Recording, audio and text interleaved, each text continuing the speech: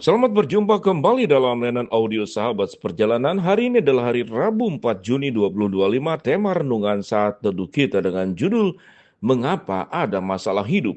Firman Tuhan terdapat dalam Mazmur 78 ayat ke-62 sampai dengan ke-64.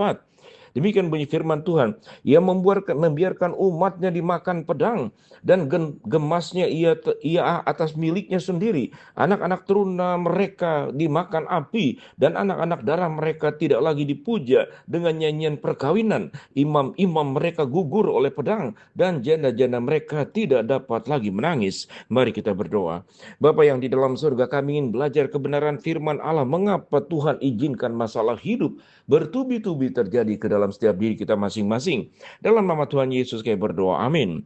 Shalom sahabat perjalanan yang dikasihi Tuhan. Kalau kita membaca di dalam Mazmur pasal 78, dari bagian penjelasannya saja dikatakan pelajaran dari sejarah. Ayat pertama dikatakan nyanyian pengajaran Asaf, pasanglah telinga untuk pengajaranku, hai bangsaku, sendengkanlah telingamu kepada ucapan mulutku. Aku mau membuka mulut mengatakan Amsal, aku mau mengucapkan teka-teki dari zaman purbakala, yang telah kami dengar, yang telah kami ketahui, dan yang diceritakan kepada kami oleh nenek moyang kami. Kami tidak hendak sembunyikan kepada anak-anak mereka, tetapi kami ingin ceritakan kepada angkatan kemudian puji-pujian kepada Tuhan dan kekuatannya. Dan perbuatan-perbuatan ajaib yang telah dilakukannya, telah ditetapkannya peringatannya di Yakub dan hukum Taurat yang diberikan di Israel. Nenek moyang kita diperintahkannya untuk memperkenalkan kepada anak-anak mereka. Itulah ayat pertama sampai dengan ayat yang kelima.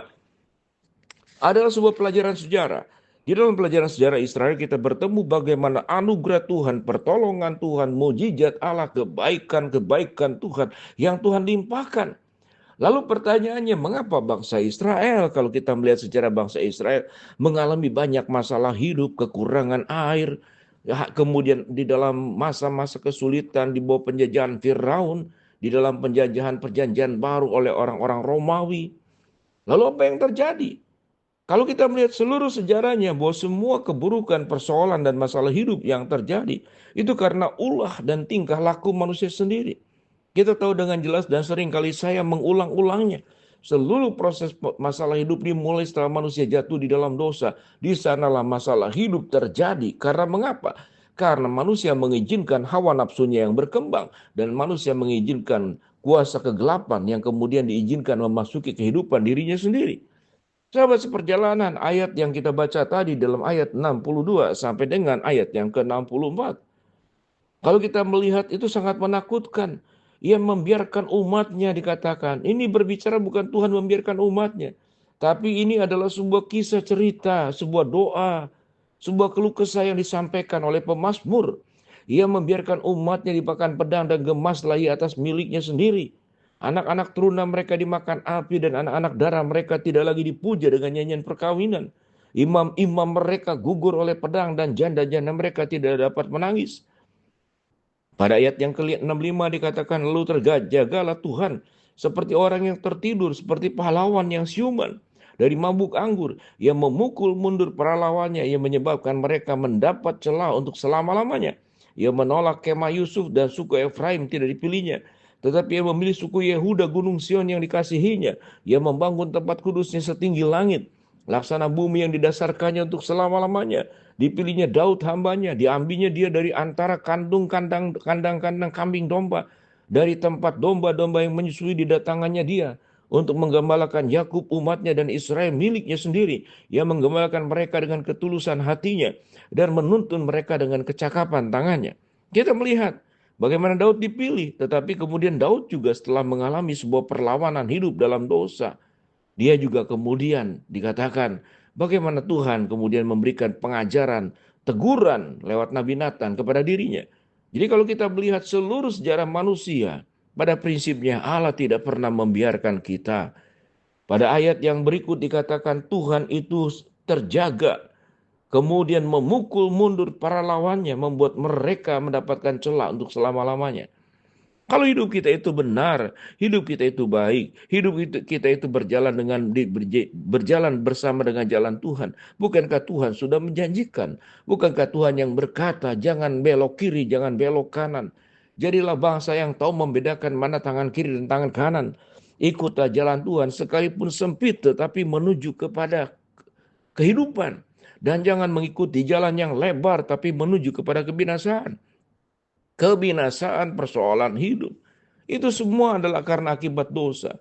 Kalau ada orang benar kemudian seperti katakanlah Ayub, mengalami berbagai macam persoalan hidup bukan karena dosanya, tetapi karena memang kita sedang hidup di dalam dunia yang berdosa.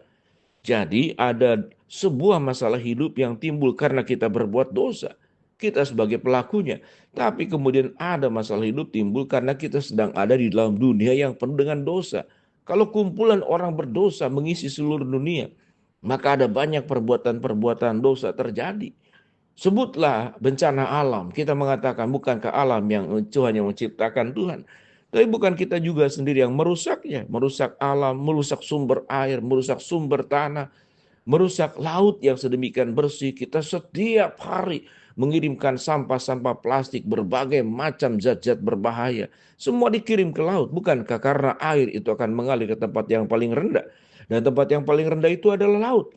Sehingga kerusakan, keburukan, problem polusi, kerusakan ekosistem, kita sendiri yang melakukannya. Lalu hidup, kecelakaan-kecelakaan yang terjadi, bukan kita juga pelakunya.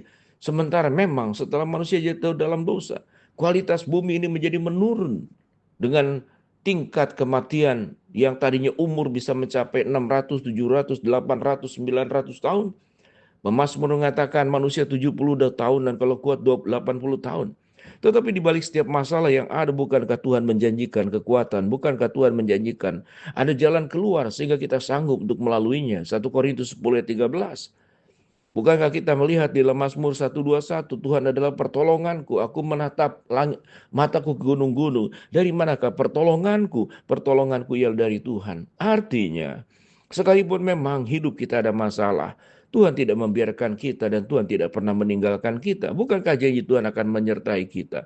Tetapi memang kita yang sedang hidup di dalam dunia yang tidak sempurna, kita berdosa dan kita berada di tengah-tengah dunia yang sudah berdosa. Maka ada banyak masalah hidup yang ditimbulkan oleh berbagai macam kerusakan yang terjadi. Apa yang kita harus perjuangkan, sahabat seperjalanan? Biarlah tatkala kita menghadapi masalah hidup, kita tidak berkeluh kesah, tidak bersungut-sungut, apalagi menyalahkan Tuhan sebagai sumber masalah hidup. Sesungguhnya kita seperti sudah mendapatkan penjelasan sebelumnya. Yang terpenting adalah Tuhan sudah memberikan kekuatan, kita sanggup melewatinya, kita sanggup untuk melaluinya di dalam menghadapi masalah hidup. Yang kedua, bagaimana kita berjuang tetap hidup benar di hadapan Tuhan. Bagaimana kita sebagai orang berdosa yang sudah telah ditebus oleh Kristus, tidak kembali hidup di dalam dosa.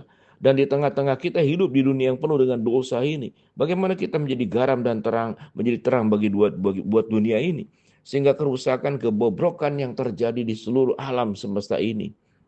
Jangan sampai kita kemudian menambah kebobrokan yang baru kembali. Tapi kita menjadi terang, menjadi sinar, menjadi jalan, menjadi berkat. Sehingga kerusakan-kerusakan itu makin hari makin berkurang. Karena ada banyak anak-anak Tuhan yang baik, menjadi garam dan terang buat dunia ini. Memberkati banyak orang. Itulah mengapa ada masalah hidup. Kita terus belajar. Kita berdoa. Bapa dalam surga, terima kasih buat kebenaran firman Allah yang kami pelajari. Hamba-Mu berdoa buat sahabat seperjalanan yang sakit, Tuhan jamah sembuhkan. Sahabat seperjalanan yang sedang menghadapi masalah, Tuhan bukakan jalan. Sahabat seperjalanan yang sedang berdoa mengharapkan sesuatu, Tuhan kabulkan dengan waktu dan cara Tuhan yang terbaik. Dalam nama Tuhan Yesus kami berdoa. Amin.